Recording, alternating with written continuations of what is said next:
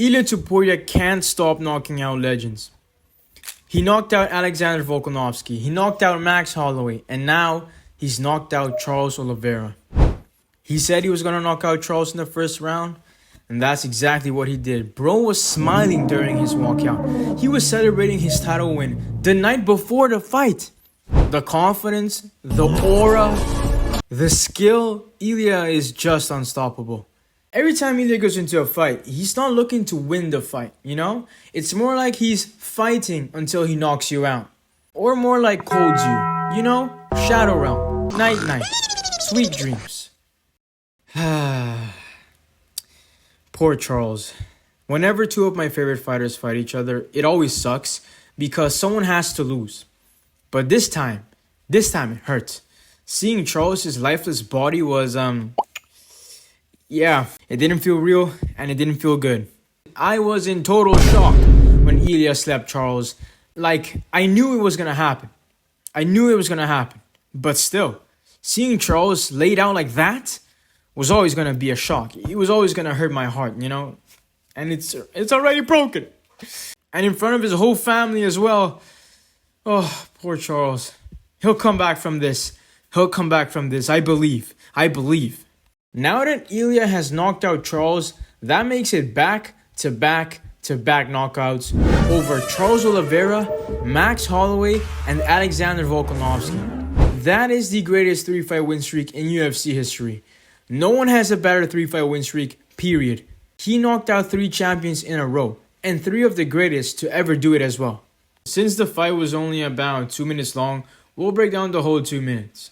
So the fight starts off with Charles landing a big calf kick, which he needed to do to expose Ilia's boxing stance. After the calf kick, Charles went to his teeps to keep distance between him and Ilia, which in theory was a very good idea because exchanging with Ilia in the pocket is a death sentence.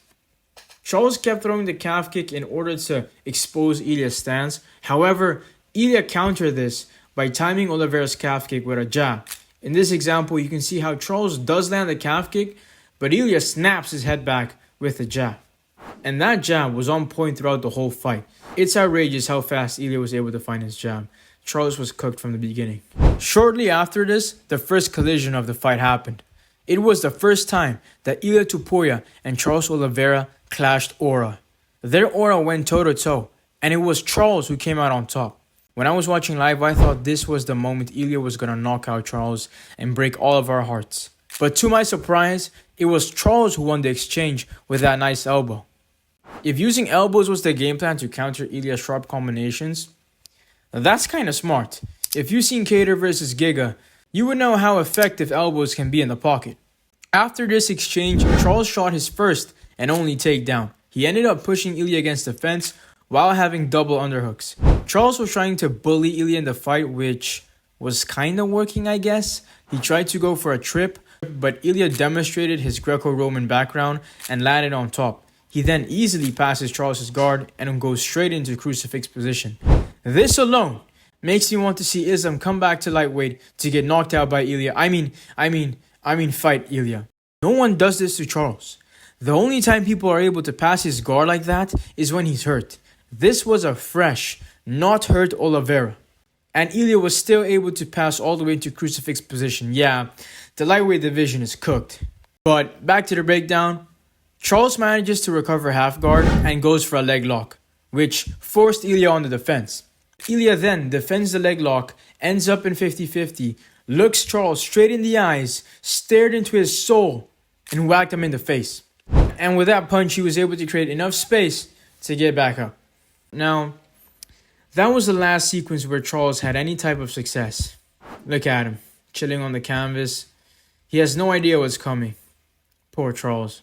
So, Charles gets up, then Ilia hits him with 2 overhands that land. But Charles saw the punches coming and was able to roll with them to avoid getting knocked out. That being said, Charles still got knocked out by the following sequence. Ilia lands a jab to the body and then it goes up top. Then, the second collision happens. This time, however, Ilia bumped up his power levels to such an extent that his aura was too much for Charles to handle. It's over 9,000! Don't get me wrong, Charles does have aura, But those Instagram edits were never going to save him from this right hand. As soon as Ilia landed that shot, Charles was out like a light. The left hook that followed dropped the lifeless Oliveira to the ground, and then Ilia followed up with two super necessary ground and pound shots. And that was it. That was the whole fight.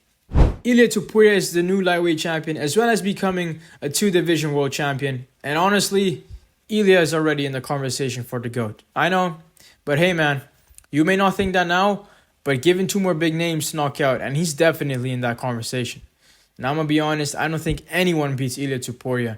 He called out Justin Gaethje, Paddy Pimblett, and Arman Tsarukyan after his fight. None of them beat him. Justin Gaethje gets slept in the first round. That would actually be Ilia's easiest fight. Even if he doesn't knock out Justin Gaethje, he could take him down and submit him. Justin Gaethje has no jiu-jitsu at all, and Ilia would sleep him regardless. Paddy would get killed by Ilia. He keeps his chin way too high, and I don't understand why they brought Paddy into the cage. It is the biggest fight. Him and Ilia have history, I get that. You know, there's a storyline there. But he needs a win in the top 5 before he gets a title shot. Paddy can't get a title shot after beating a brain-dead Michael Chandler. That would be outrageously absurd. Arman would be the one out of the 3 to give Ilia his toughest fight. Or actually, wait. Let me correct myself there. Arman would be the one to last the longest out of the 3. Because he has elite wrestling and grappling to avoid the striking. And his striking is good enough to survive at least 2 rounds-ish. But Ilia still knocks him out. His power at 155 is on a different level to 145. At 145, Ilia would knock people out. But at 155, he's sleeping these dudes. Cold. Shadow realm, bro. Shadow realm. Jai Herbert, ragdolled. Charles Oliveira, ragdolled. So, what's next for Ilia Topuria?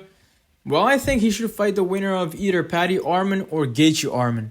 Arman should definitely be in the #1 contender fight, as he is the #1 contender. And it all depends if Gaethje accepts the fight or not. He's been talking about he wants a title shot or he retires. So if he doesn't fight Arman, then Paddy will most likely fight Arman. And Arman versus Paddy would actually be a very interesting fight. I think that's a pretty competitive fight. If Ilia doesn't want to wait for the #1 contender fight, then fine. Feed Gaethje to Ilia in the meantime. Let him do some stat padding. Then he can fight either Paddy or Arman at the end of the year or early 2026. As for Charles, he should take some time off, man. Be with his family, rest his brain, and come back next year to fight Max Holloway. Also, I want to give a shout out to Alexandre Pantoja and Joshua Van. Pantoja showed why he's one of the best pound-for-pound fighters in the world right now. And now I really want to see him fight Merab more than ever. But he has to get past a young, hungry, and very skilled Joshua Van first before we can see that fight.